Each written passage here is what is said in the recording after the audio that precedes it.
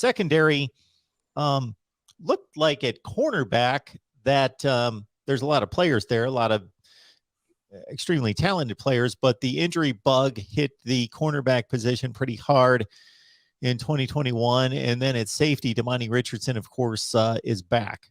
Yeah, so this is going to be, I think, probably one of the strengths of the team, honestly, heading into next year, because injuries did kind of hit this group hard. But Tyreek Chappell stepped in and got some really valuable experience.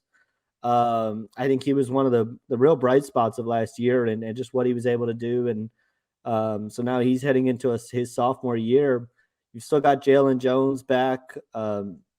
Who now is kind of one of the more experienced guys in that room, along with Demoni Richardson. He's been on campus now for 2 years playing. And so he brings a lot of experience to the table. And then you've got Deuce Harmon, who I know A&M is really, really high on. Saw some action last year.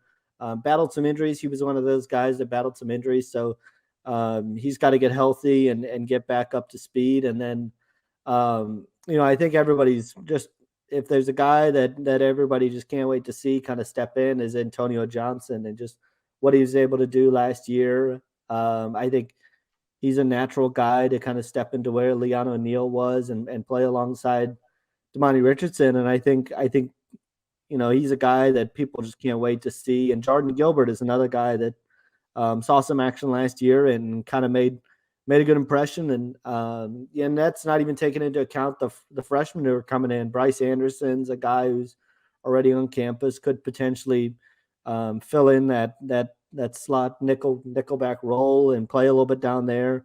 Guys like Denver Harris, who was obviously one of the more coveted players in the 2022 class, strikes you as a guy that could come in and also make an impact right away. They've got a lot of bodies in that room. A guy like Bobby Taylor, Jacoby Matthews, Smoke Bowie.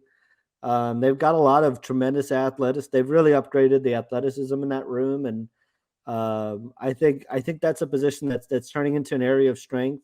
But it's been a target too. And they've tried to add as many versatile pieces as they could and guys that can play multiple positions. And in today's day and age, with these spread offenses and just how much speed you have to contend with on a weekly basis, I think A&M's really tried to upgrade that room.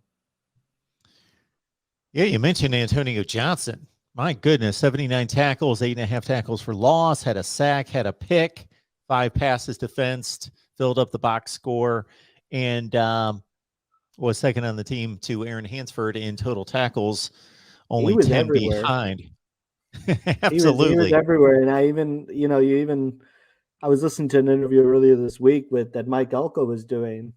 And he just absolutely raved about Antonio Johnson and how lucky he was to get to coach him and just the impact that he made. He did not have enough good things to say about him and just continued on. And you could tell just how highly everybody in that room thinks of him. Called him an extremely special player with his instincts. And he's a guy I think that heading into next year still has more to grow, and really excited to see what he kind of does this spring.